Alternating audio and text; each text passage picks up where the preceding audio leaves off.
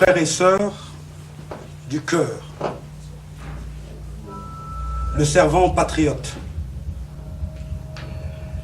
merci d'être venu de façon aussi massive. Cela témoigne à suffisance de l'intérêt que vous manifestez en ce mouvement. Un mouvement qui se dirige droit pour la libération de notre pays. Ce faisant, toutes les sensibilités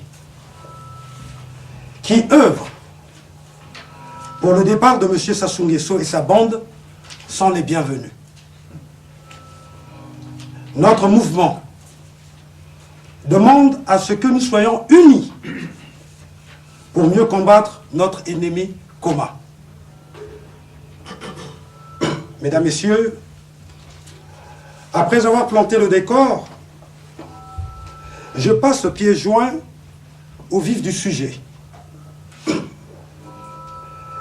L'intérêt de notre mouvement est de faire partir cette classe politique en termes de valeurs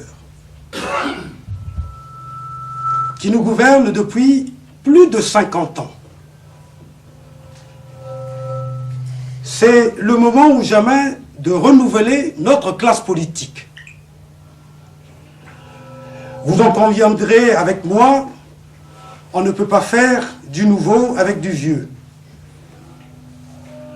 En outre, lorsque les gouvernants ne respectent plus les règles mises en place pour le bon fonctionnement du pays, les gouvernés passent à la désobéissance. Le président actuel veut modifier la Constitution pour son intérêt personnel, alors que le droit ne vise que l'intérêt général. Il est temps de faire comprendre à ce dernier qu'il n'est pas au-dessus des lois et que le droit est impersonnel. Par ailleurs, je ne peux pas comprendre que ce monsieur s'agrippe au pouvoir, bec et ongle, après 32 ans de règne sans partage. Pourquoi ne demande-t-il pas la retraite, comme l'ont fait d'autres présidents, à l'instar du président Léopold Sédar Senghor, qui disait que le pouvoir use. Je vous donnerai la raison. Cet homme ne travaille pas, M. Sassou Nguesso, et ne se soucie pas de son peuple.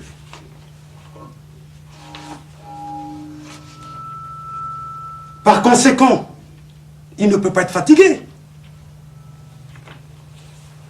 Il brasse de l'air, jour après jour, et année après année. Après 32 ans de règne sans partage, le bilan que nous laisse ce fainéant est alarmant. Dans mon pays,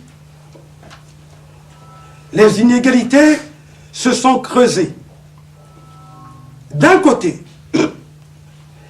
il y a celui qui se lève le matin avec l'angoisse de ne pas avoir de quoi manger, et de l'autre côté, il y a ceux qui claquent 1 million en boîte de nuit en sablant du champagne.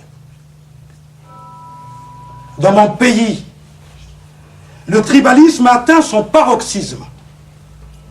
Car comment comprendre qu'on aille construire le plus grand hôtel du pays à Oyo, un petit village qui ne compte que 50 habitants et encore.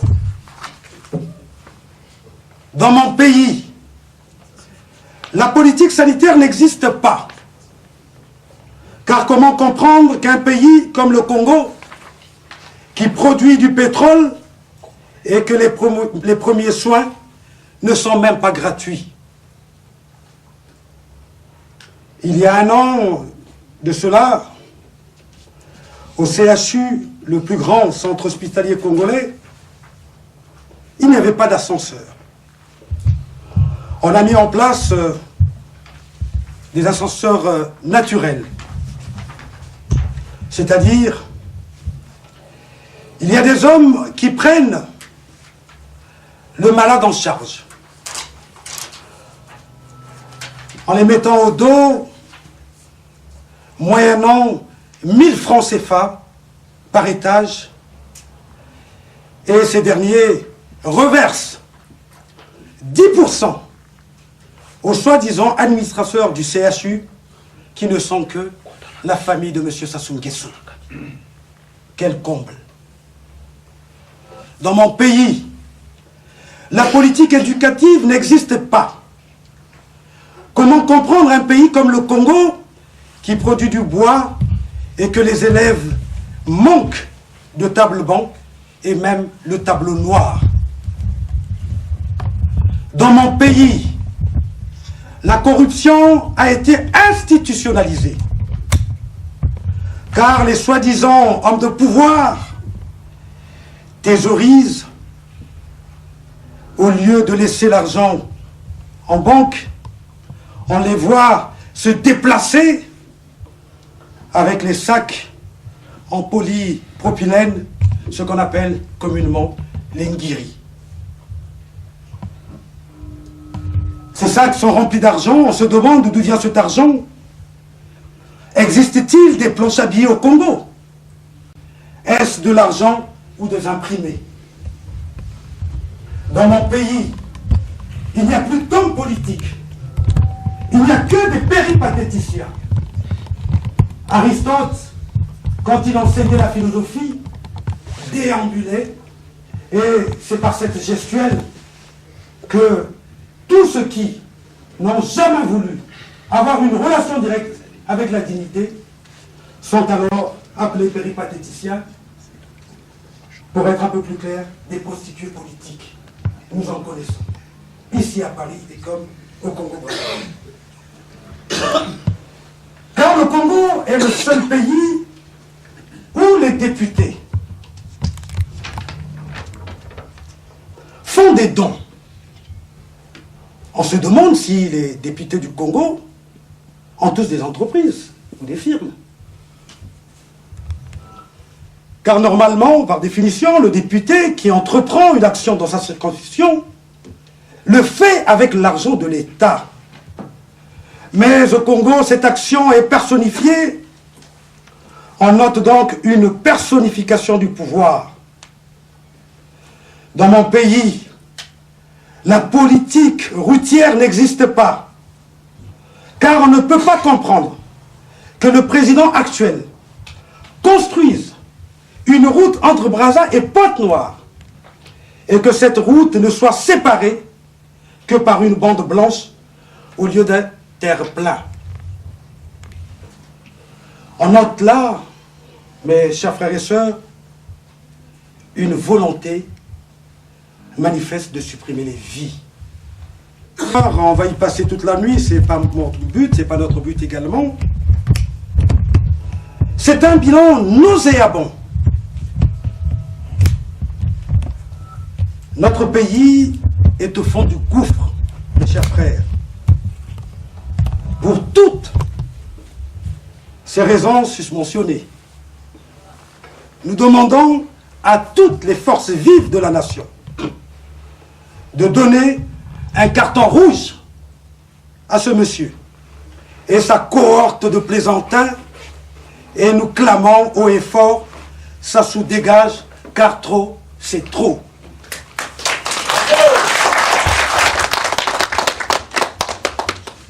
Mes chers frères, mes chères sœurs,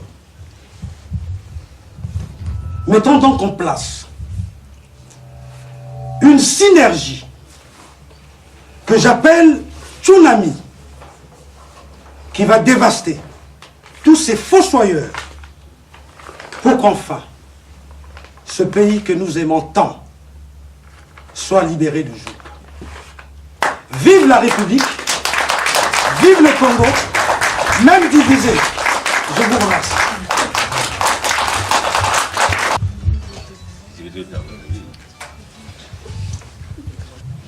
Ça devient récurrent qu'on se retrouve régulièrement dans des meetings, dans des réunions, pour parler pratiquement la même chose. Le départ de Sassou, la reconstruction du pays. Mais il y a une chose que j'aimerais rappeler. Tôt ou tard, Sassou partira. Qu'il y ait référendum, qu'il y ait dialogue ou pas, il finira par partir. Faisons des meetings, mais pensons aussi à l'avenir du Congo. Sassou nous dit qu'il faut aller au référendum. Mais quel référendum? Aujourd'hui, il dort plus tranquillement chez lui à 5 h du matin pour qu'on le réveille pour dire voilà, j'ai été réveillé à 5 h du matin. Il peut dormir tranquillement, il partira. Il n'y aura pas un seul élément congolais pour le réveiller à 5 h du matin pour lui demander soi-disant des comptes. Il partira. Il nous propose un dialogue. Quel dialogue? À 1 an de son départ, il veut parler de dialogue. Mais pourquoi il n'a pas fait pendant 5 ans, pendant 6 ans? Ne tombez pas dans ce piège-là. Voilà pourquoi je voulais préparer un grand discours, mais je parle avec mon cœur. Ça passe mieux. Je vous dis des choses telles que nous le ressentons tous. Il partira en 2016. Le dialogue, on le fera après le débat de Sassou Nguesso. C'est le thème. C'est le thème qui a été choisi par ceux qui nous ont invités aujourd'hui, contre le référendum et contre le dialogue de Souverain. Ayant en tête, le dialogue qu'on nous propose aujourd'hui, c'est un plat indigeste qui va provoquer la diarrhée à tout le monde. Il y en a qui l'acceptent parce qu'ils veulent aller au gouvernement national qui va, semble-t-il, être mis en place avant la fin de l'année. C'est un piège. Pas de dialogue, sauf le dialogue après Sassou Nguesso.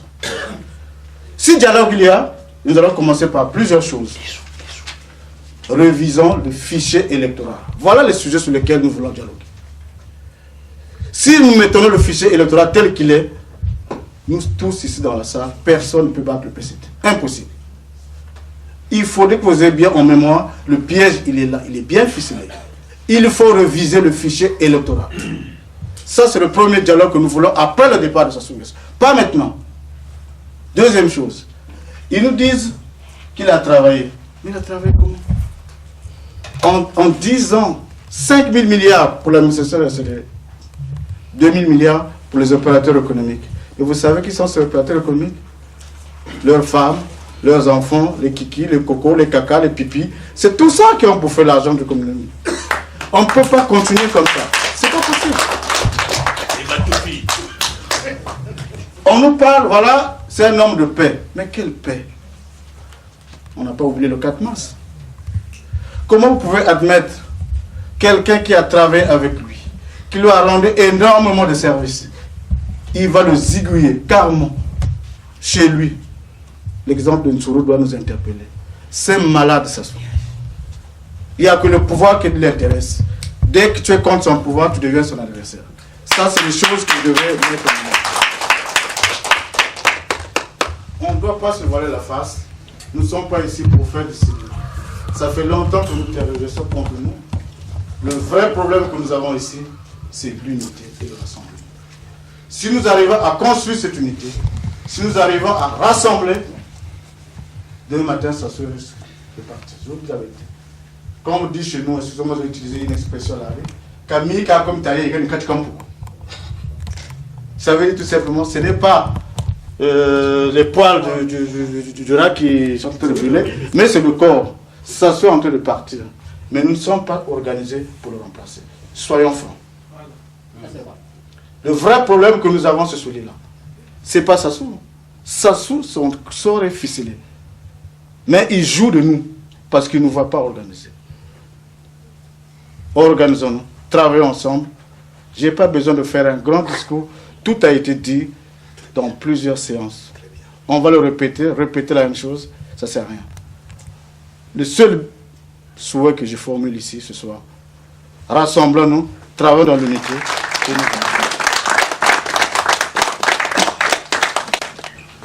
Bonjour à tout le monde. Mesdames, Messieurs, chers amis, donc la première chose que je veux faire, c'est remercier... la première chose que je veux faire, c'est remercier ceux qui, de près et de loin, ont pu faire que nous nous retrouvons ici.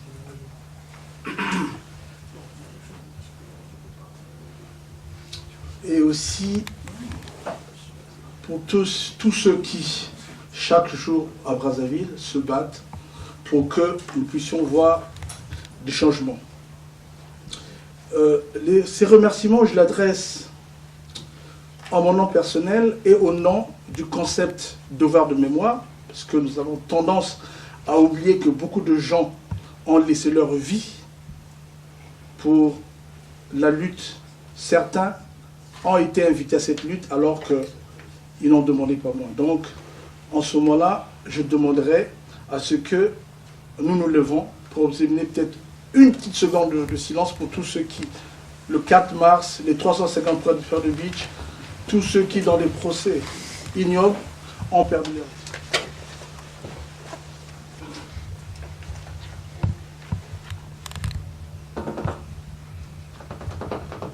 Je vous remercie. Des hommes et des femmes qui aspirent vivre dans la paix dans une société. Sa remise en cause est le commencement de la contestation et de l'indignation. Tout révolté, tout indigné que nous sommes est plus ou moins un soldat qui a manqué sa vocation. Donc on peut dire que nous sommes des soldats. Un être fait pour une vie héroïque au service d'une cause juste, celle de provoquer le changement systémique tant entendu. Changement pour exfiltrer le peuple congolais de la tyrannie d'un régime déshumanisé. Mesdames et messieurs, chers amis, pouvons-nous fermer les yeux au fait que ce régime tant décrié aujourd'hui, qui après être arrivé aux responsabilités à travers une guerre qui a fait couler un fleuve de sang des innocents, ce régime qui avait diaboliquement inventé la transition flexible de 5 ans, alors qu'un mois auparavant, ces mêmes personnalités qui constituent le régime avaient refusé de prolonger de 2 mois par le Conseil constitutionnel le mandat du président Pascal Lissouba qui était élu.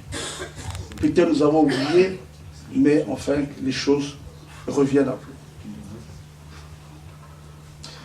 En voulant écarter, tel a été le vœu du président Denis Sassou Nguesso, le comité de Total, donc le président Bernard Kolela, le président Pascal Lissouba,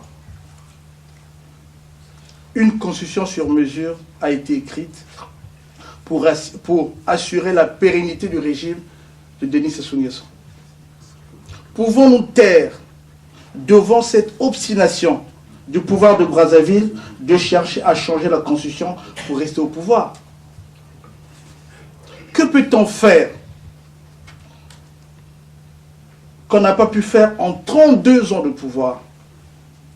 Le pouvoir de Brazzaville a franchi la ligne rouge. Nous devons rester debout, vigilants, partout où nous sommes. Tout comme le fit le général de Gaulle en 1944, une ville illustre, ville des Lumières, devenue aujourd'hui capitale du Congo libre. C'est à Paris que nous devons demander à nos frères, pas de se révolter, mais de prendre conscience du danger qui nous guide. Mesdames et messieurs, chers amis, disons non au changement de la Constitution. Disons non aux manœuvres dilatoires du pouvoir pour endormir le peuple congolais. Le dialogue. L'achat des consciences. Nous savons sur la place de Paris, beaucoup de gens sont venus pour distribuer des pétrocépha, pétro-euros, pour que les gens puissent appuyer ce système-là.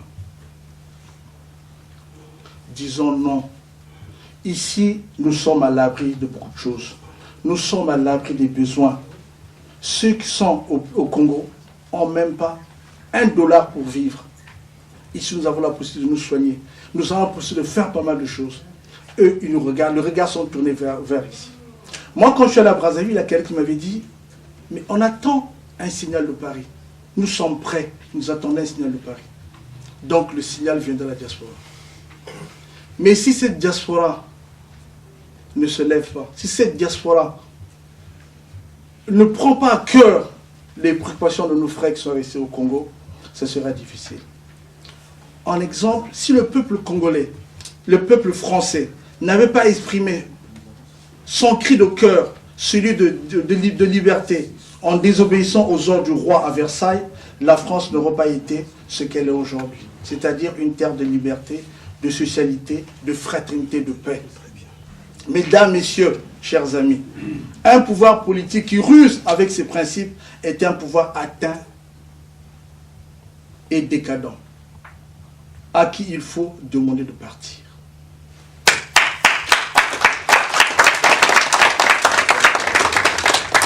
N'ayez pas peur, disait Jean-Paul II, de dire les choses clairement.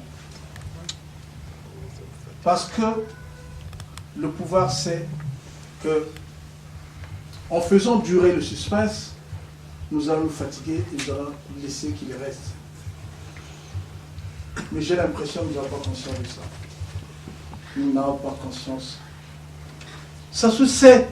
Aujourd'hui, il fait des bons d'essai en disant je veux faire le dialogue. Beaucoup s'accrochent à ça. En disant que non, il veut dialoguer. Mais à Evo, c'était pas la même chose? Non. Disons, vous voulez dialoguer? D'accord. Mais tu te mets à côté et que nous allons retrouver pour dialoguer. Mesdames et messieurs, chers amis, je suis convaincu, beaucoup dans la salle sont convaincus comme moi, que le combat salutaire que nous menons contre la subversion, une fois gagné, les illusions se dissiperont. C'est en portant qu'on évolue un point, c'est qu'en le portant qu'on évalue le poids d'un fardeau, dit un proverbe bantou. Celui de nos épreuves, celui de nos cadavres, celui de nos prisonniers, celui de nos angoisses est lourd. Ce fardeau, frères et chers, nous le portons, il est très lourd. Mais nous avons les moyens, parce que celui de la Boutancy disait, quand je l'ai vu quand il était à l'hôpital, il disait, on est venu vous mettre ici pour que demain, vous pouvez reconstruire quelque chose. Nous qui sommes ici, nous sommes à l'abri de beaucoup de choses. C'est à nous de nous réveiller. Mais ce qu'on constate sont les divisions. Quand il y a une manifestation à gauche et une autre manifestation fait à droite. On parle d'unité. Ceux qui parlent d'unité divisent eux-mêmes. Ceux qui parlent d'unité divisent eux-mêmes. Vous croyez qu'on peut gagner un combat en se divisant? Non. Ce sont des mots, mais la réalité c'est là. Prenons conscience, vraiment prenons conscience de ce combat qui est le nôtre. Beaucoup de gens se battent chaque matin, c'est vrai. Mais pour se battre, il faudrait qu'on soit rassemblés et que nous voyons les choses. Ceux qui se disent que non, si c'est moi, demain je serai président de la République, le président de la République c'est au Congo, c'est pas ici. Regroupons-nous, faisons que les choses changent. En ce moment-là, nous pouvons prétendre à des postes quand vous voulez, mais pas maintenant.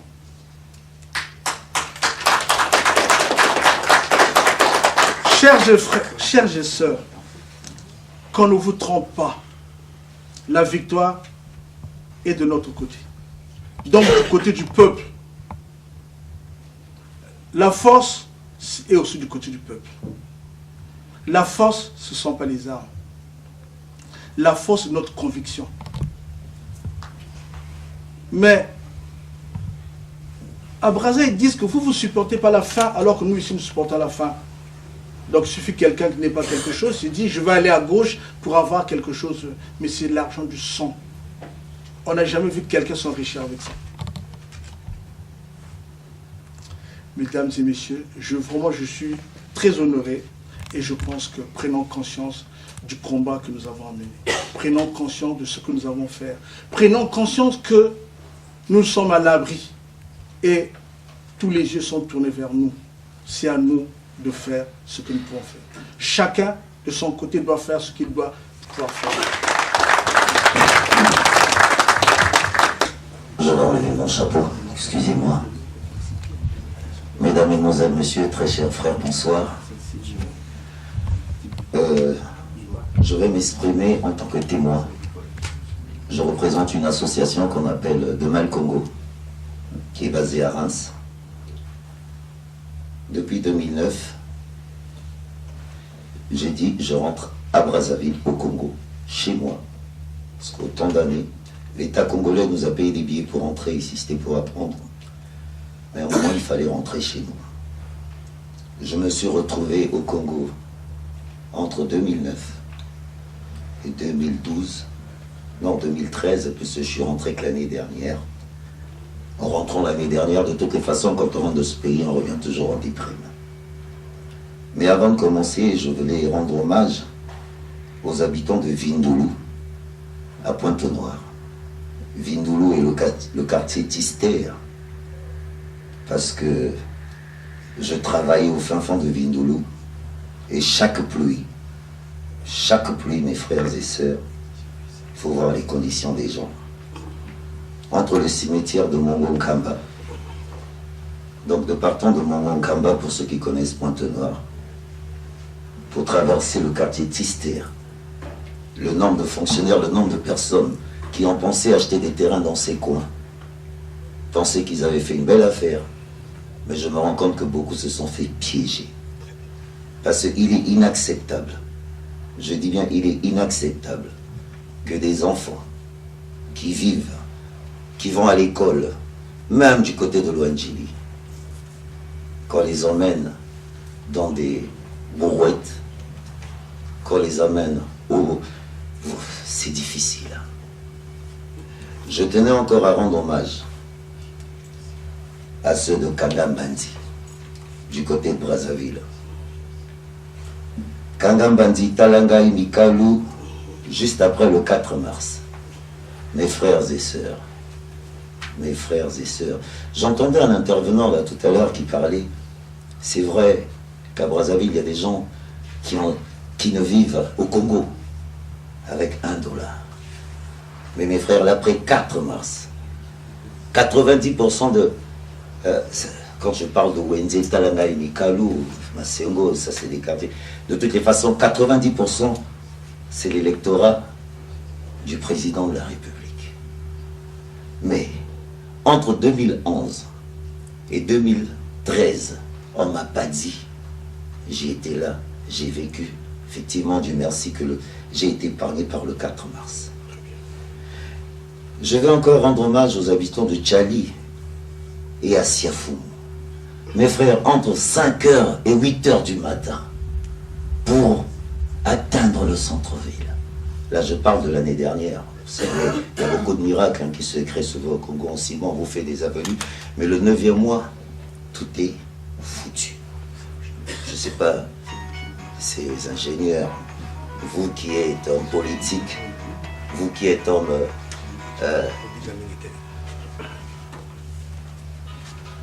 Et, pour terminer mes hommages, l'affaire Barros, cette jeune Congolaise de Pointe-Noire, que je tenais fortement encore à rendre hommage aujourd'hui, parce que je l'ai vécu, cette histoire, j'étais même l'une des personnes qui avait décidé de mettre ça à la une, parce qu'il était inacceptable qu'un Libanais, qui sont chez nous, qui sont nos frères pour certains, prend un taser de je ne sais pas combien de volts. Cette fille, aujourd'hui, ça fait 3 ans. J'ai reçu encore les images la dernière fois, le procureur a vanté, il a dit 350 000 francs d'amende. Non, 350 millions, si je ne me trompe pas, d'amende, 15 ans d'emprisonnement ferme.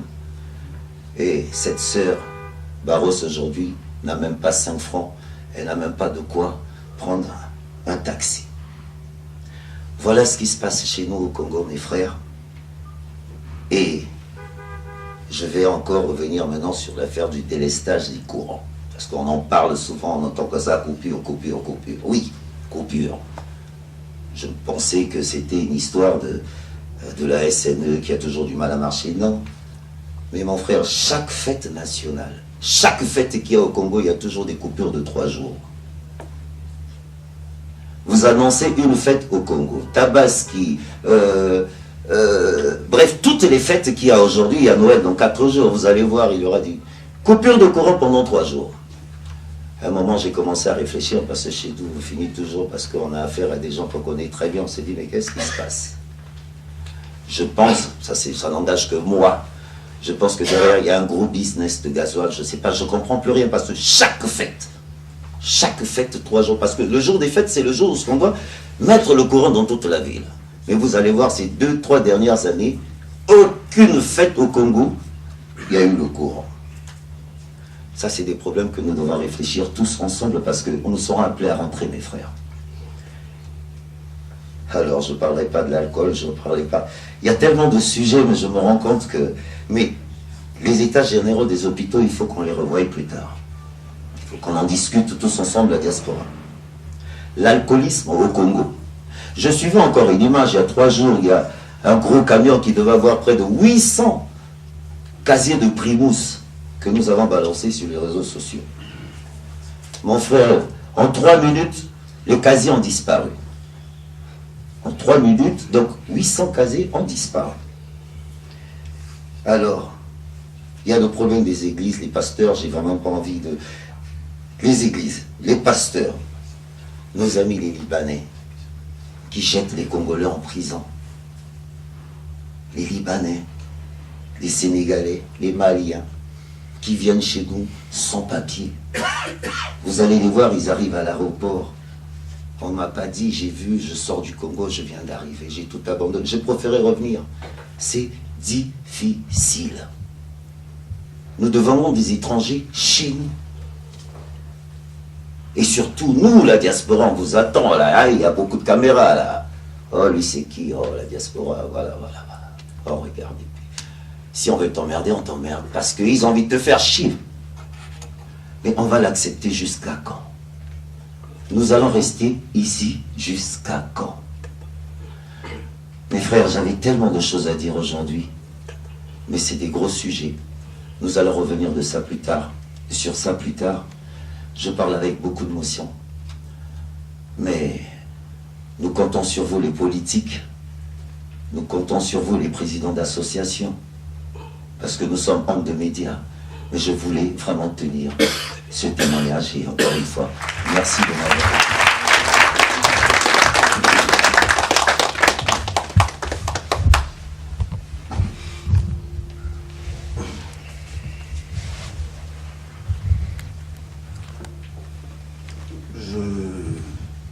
Je vais inviter Monsieur John Bennett, partenaire, co-organisateur, chantre de la vérité, va pouvoir procéder à son intervention. Je vous remercie. Bonjour à tous mes chers amis, bonjour aux camarades de lutte, bonjour aux très chers combattants. Mes chers amis, mes chers frères et sœurs, mes chers combattants pour la justice et la liberté. Nous avons un message d'espoir pour le Congo, un message d'espoir pour l'Afrique, un message d'espoir pour le combat, un message d'espoir, de force et de détermination.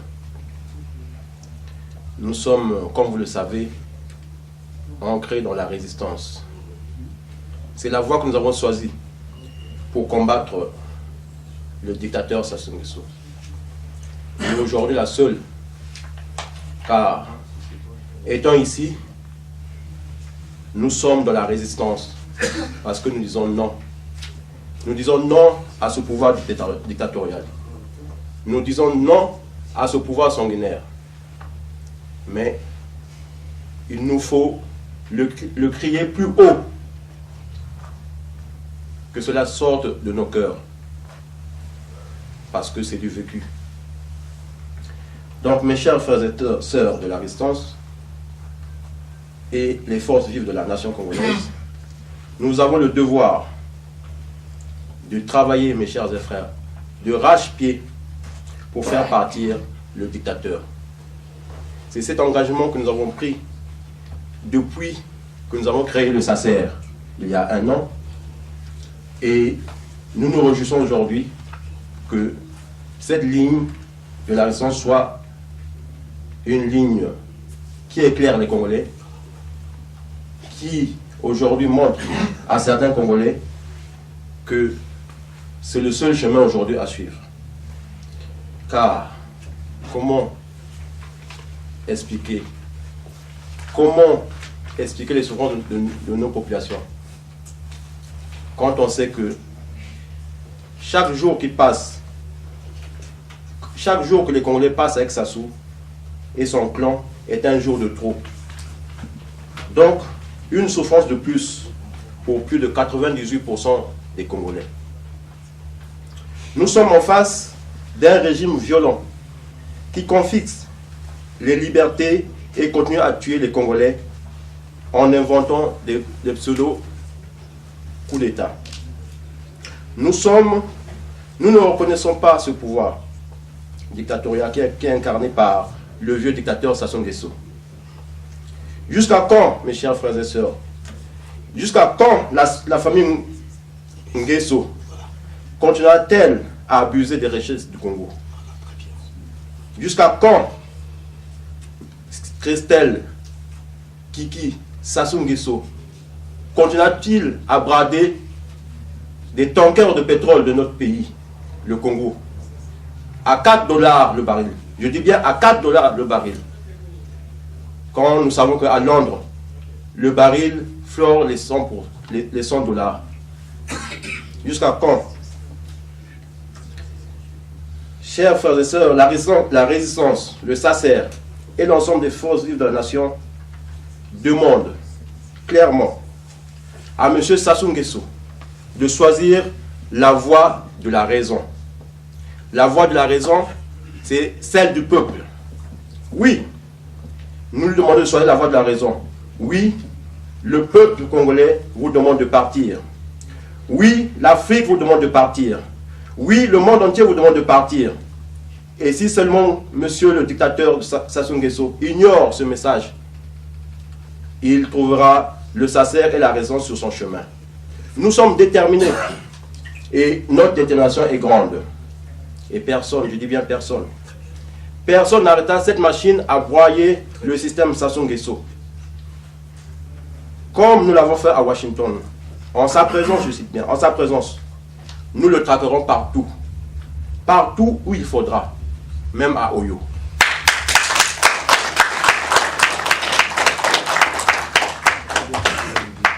Mes chers frères, il est clair pour nous que M. Sassou Nguesso doit quitter le pouvoir avant en 2015.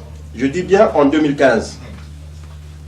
Car pour nous, il est en effet inacceptable que le dictateur congolais reste roulé les jours heureux à la tête de notre pays. Sassou est pour nous une honte. Sassou est la honte de l'Afrique. Sassou est la honte du monde digne. Nous qui sommes ici, nous sommes ce peuple qui refuse de céder au diable. Nous sommes ce peuple qui refuse de céder à la corruption. Nous sommes ce peuple qui refuse de céder à la peur. Nous sommes ce peuple digne qui dit non à la modification de la Constitution. Nous sommes ce peuple. Nous sommes ce peuple digne qui dit non au référendum. Nous sommes ce peuple digne qui dit non au gouvernement d'union nationale. Nous sommes ce peuple digne qui dit non au dialogue de Sassou. Nous disons non. Non à ce dialogue qui est juste une tromperie. 2015 sera pour nous l'année du renouveau du Congo. L'année du départ du dictateur Sassou Nguesso.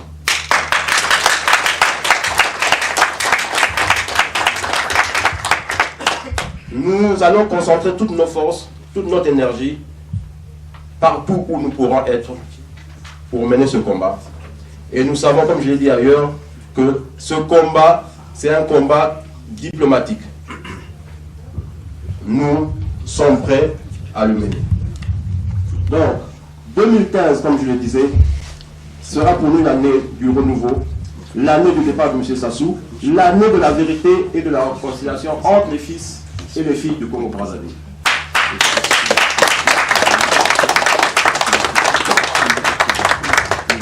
Nous y travaillons. Et pour cela, nous demandons à la France, aux États-Unis, à Bruxelles et à bien d'autres pays de continuer à nous soutenir dans ce combat pour l'instauration au Congo d'un État démocratique, juste et libre.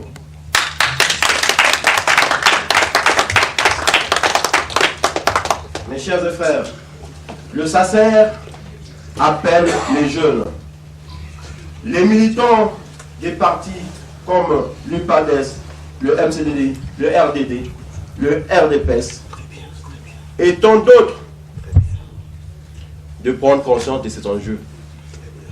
Et nous leur conseillons cet espace où ils peuvent se retrouver, l'espace de la résistance.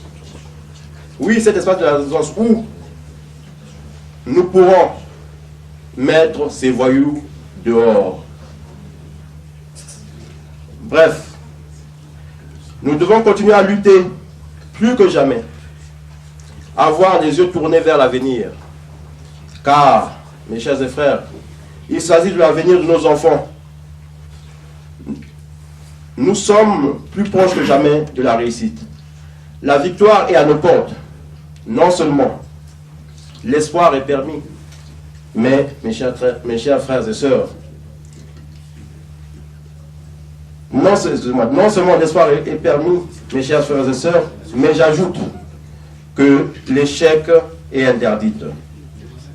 Ensemble, mes chers et frères, soyons dignes, baptisons notre victoire contre le système dictatorial de Sassou Nguesso. Congolais, soyons dignes, lèvons-nous et exigeons la fin du régime Sassou Nguesso. Mes chers et frères, je ne peux finir ce discours sans pointer du doigt un duo infernal qui peut, si on ne fait pas attention, nous conduire au pire. Ce duo, je le cite, c'est le duo de M. Sassou et M. Ntoumi. Ce duo s'apprête à embraser la région du pôle. Nous ne pouvons pas fermer les yeux. Nous ne saurons fermer les yeux sur cette stratégie.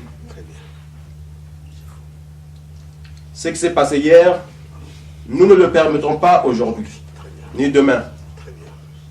Hier, il y avait un casting pour voir qui allait jouer ce rôle dans le pool. Ils ont pu installer Ntoumi. Ils ont fait ce qu'ils ont fait. Ils veulent refaire la même chose pour juste conserver le pouvoir. Mais au nom du SACER, au nom de la résistance, nous disons non. Et si jamais ils osent, ils nous retrouveront sur leur chemin. Je le dis, pourquoi la résistance broyera impitoyablement ces vérités criminelles. Car, mes chers frères et sœurs, chacun de nous, il faut le reconnaître, chacun de nous est un fils de poule. Nous ne pouvons pas fermer les yeux. Fini le temps de ces castings. Nous disons non. Fini aussi le temps où Sassou disait à M. Obambi et tout, je cite, ce que nous avons fait au pôle, ils ne se relèveront pas d'ici peu. Je dis non. Fini. Ils ne nous auront plus.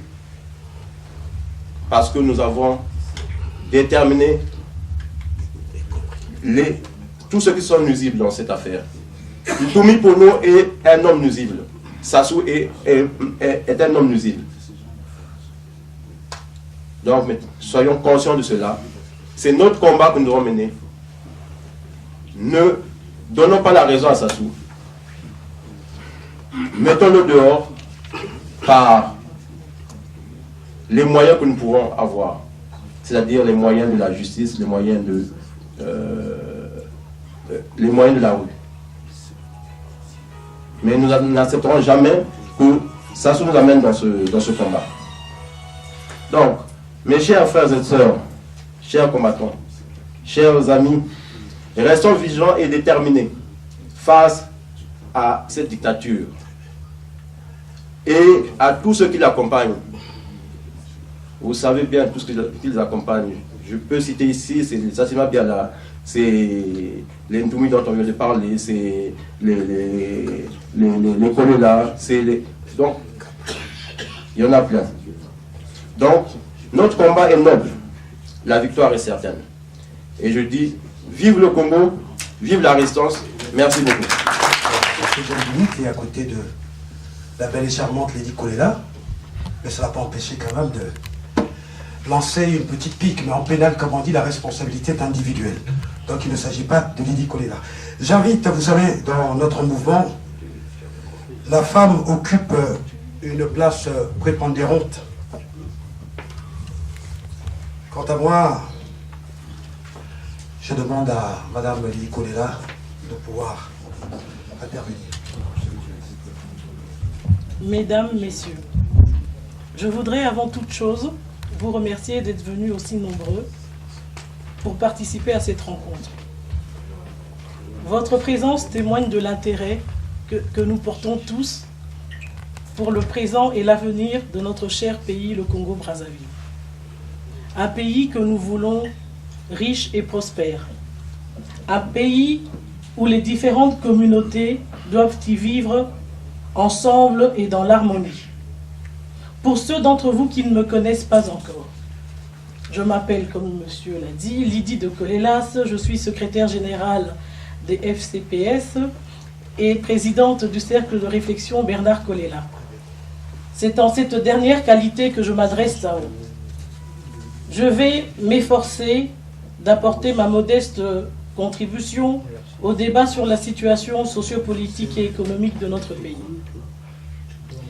Comme chacun de nous le sait, les Congolais iront aux urnes en 2016 pour élire le président de la République pour les 7 prochaines années.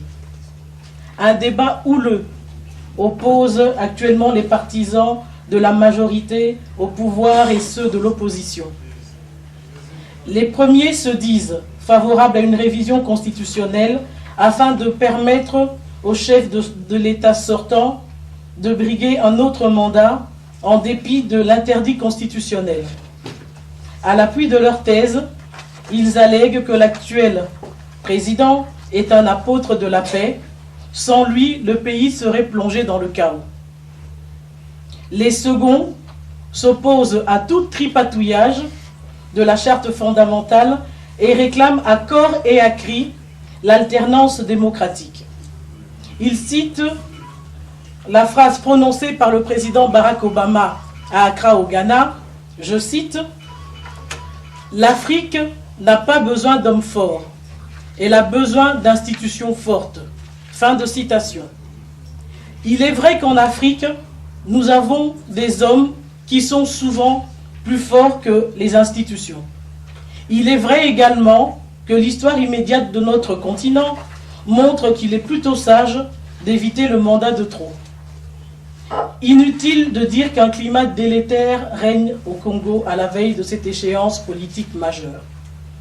Pourtant, il est plus que temps que notre pays entre enfin dans la modernité. Le premier pas ne consiste-t-il pas à faire triompher la primauté du droit par le respect strict des lois et règlements? D'aucuns pourraient ergoter que c'est de la théorie. Il reste que le but de la politique, gestion de la cité, n'a jamais été d'engendrer la désolation et la haine entre les communautés.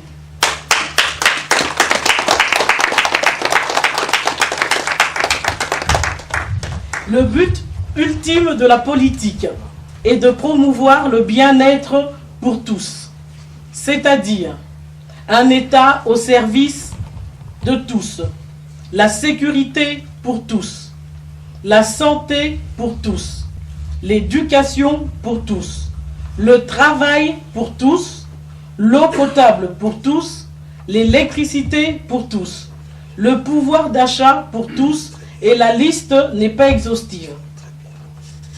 Définissant le but de la politique, un philosophe français, Jean-François Revel, pour ne pas le citer, a écrit ces quelques mots dans son célèbre ouvrage « La tentation totalitaire ». Je cite : « Le but de la politique est le bonheur, le plus de bonheur possible pour le plus grand nombre d'hommes possible, et non le succès de quelques professionnels qui veulent imposer leur vue à la majorité. » Fin de citation. Voilà pourquoi je voudrais ici et maintenant joindre ma voix à celle de tous les hommes de paix et de bonne volonté de notre pays pour exhorter nos concitoyens à rejeter l'exclusion, à rejeter la haine. J'exhorte les Congolais à travailler main dans la main pour conjurer le chaos annoncé. Personne n'est irremplaçable. Le Congo n'a pas besoin d'hommes providentiels. Ce pays a droit à un autre avenir. Depuis l'accession de notre pays à la souveraineté, il y a des maux qui freinent son développement socio-économique. Ces maux sont bien connus de tous. Il s'agit du tribalisme et du régionalisme. Il est temps que les Congolais sachent que naître du Nord ou du Sud n'a rien de génétique. Ce sont des aléas de la vie ou de la géographie. D'ailleurs, dans cette salle, personne parmi vous ne peut dire qu'il a choisi de naître au Nord ou au Sud. Le Congo va mal, très mal. Le pays va mal à cause des considérations qui ont fini par transformer chacun de nous en une sorte d'ordinateur mal programmé. Il nous faut un changement de programme au niveau mental. Je dirais même plus, chacun de nous doit faire son auto-révolution culturelle. Nous avons le devoir d'exiger un changement profond du quotidien des gens. Cela passe par de nouvelles méthodes de travail et de gouvernance. En 2014, nous devrions être capables, nous, Congolais, de faire la politique autrement. Cette nouvelle politique doit laisser la place aux idées, aux programmes et aux projets. Il faut bannir les invectives et autres colibets. Le Congo a besoin d'hommes d'État. Qu'est-ce donc un homme d'État?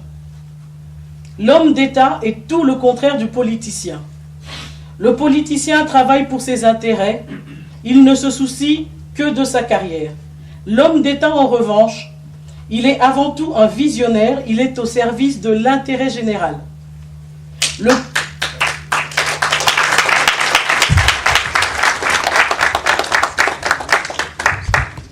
Congo a besoin d'hommes et de femmes d'État, des hommes et des femmes capables de se mettre au-dessus de la mêlée, sachant qu'une personnalité qui devient chef de l'État ou ministre n'appartient plus à un parti, à une tribu, à une région et encore moins à une famille. Il est au service de la nation.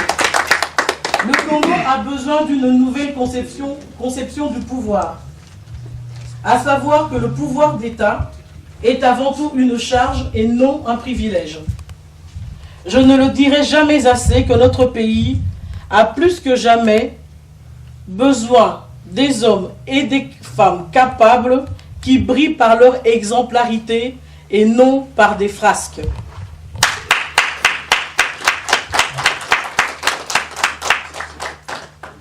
Le problème, ce sont toujours les mêmes qui reviennent au devant de la scène politique, avec les mêmes méthodes de travail et toujours la même conception de l'État et du pouvoir. Le pouvoir d'État doit rester une force au service d'une idée qui se résume en 3 mots. le bien commun. Inspirons-nous de la démocratie à l'occidentale. Le bien-être de la population est la finalité de tout projet politique, mais aussi de toutes les préoccupations. Entrer en politique ou tout simplement faire de la politique devrait être un véritable sacerdoce. Il faut l'émergence d'une nouvelle classe politique congolaise. Il s'agit plus d'une question de mentalité que d'âge ou de génération.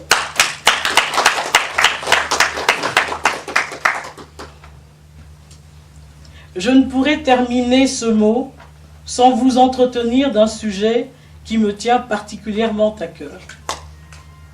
Je vous rassure qu'il s'agit nullement de faire du nombrilisme, mais de quoi s'agit-il? Je profite de cette tribune pour vous demander pardon. Pardon parce que beaucoup parmi vous ont perdu des êtres chers pour avoir cru en Bernard Kolela. Beaucoup ont chèrement payé leur adhésion à ses idées et à son combat. Certains parmi vous se posent sans doute la question de savoir ce que je peux apporter de plus au Congo, tant que le patronyme que je porte est plutôt controversé.